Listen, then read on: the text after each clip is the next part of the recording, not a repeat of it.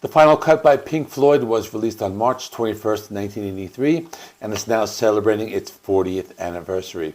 This has always been a divisive album, so in this video we're going to decide, is it a masterpiece or a complete snooze fest? One of the issues people have with this album is that it consists of songs that were left on the cutting room floor from their last album, The Wall. So it might seem like a B-sides type of album, but the truth is, that's only a portion of it. This album was also made at a time when the band was going through a lot of internal conflict. For example, this is officially the last album with Roger Waters in the band. Richard Wright was not even in the band at the time because he left after a conflict with Roger Waters during The Wall. David Gilmour and Roger Waters were not getting along, and as far as drums, Nick Mason didn't really have much to do with the album. He was mostly involved with sound effects. Most of us know that Roger Waters has very strong political beliefs and has always been against any form of war. This came out in 1983 and was right when the Falklands War was breaking out.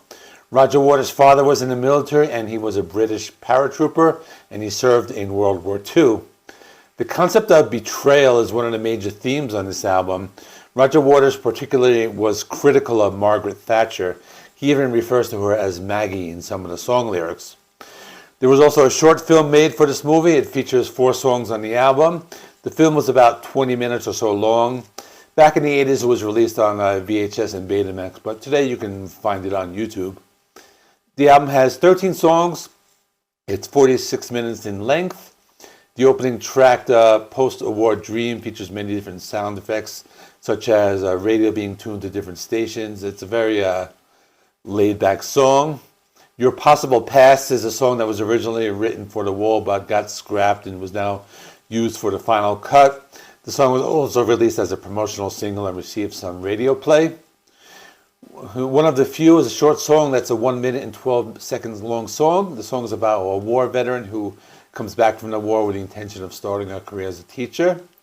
When the Tigers Broke Free is a song by Roger Waters, describing the death of his father, Eric Fletcher Waters, on February 18, 1944, during the Battle of Anzio. This was during the Italian campaign of the Second World War. This was another song that was originally meant to be on The Wall, but the other members did not want to include it, feeling that it was too personal. The Hero's Return is a song that was also written for The Wall. Another song with anti-war lyrics and was the B-side to one of the singles called Not Now John. The Gunner's Dream is a song that was considered for the band's best of album, Echoes, the Best of Pink Floyd. The song is about an airman gunner. During the song, his plane gets hit and he starts to fall from the sky. And during the decline, he imagines what life would be without war. It's one of the 4 songs on the video version of the album of the final cut film. Roger Waters wrote the lyrics to the song. In his lyrics, he references events that actually happened, including bombings that took place in Hyde Park and Regent Park. Paranoid Eyes is a soft rock song that continues the story and was also included on their Best of compilation. Side 2 opens with Get Your Filthy Hands Off My Desert, another short song, 1 minute and 17 seconds long. The Fletcher Memorial Home is a song that Roger Waters wrote, which was very critical of leadership at that time. He mentions many world leaders, including Ronald Reagan and Richard Nixon. The song imagines all of these world leaders getting very old and ending up in a memorial home called the Fletcher Memorial Home, which was actually named after his father. Southampton Dock is another short song about soldiers in World War II, leaving Southampton to fight the Germans. It was also interesting that Southampton was also used during the time of the Falklands War. It's a song that has Roger Waters playing acoustic guitar and one that he often performed on his solo tours. The final cut is the title track. It was another track that was rejected from The Wall. It's a song that deals with many emotions, including isolation and depression. Not Now John is one of the singles from the album. It's the only song with David Gilmour on lead vocals, but Roger Waters also does vocals as well. They made a music video for the song. The video shows a Japanese boy walking through a factory searching for a soldier. The song is also one of the most critically acclaimed songs in the album. The final song is Two Suns in the Sunset. It's the closing track. During the song, they make reference to a big explosion, which can be considered to be like a nuclear explosion. And this is the song that brings the entire album to a close.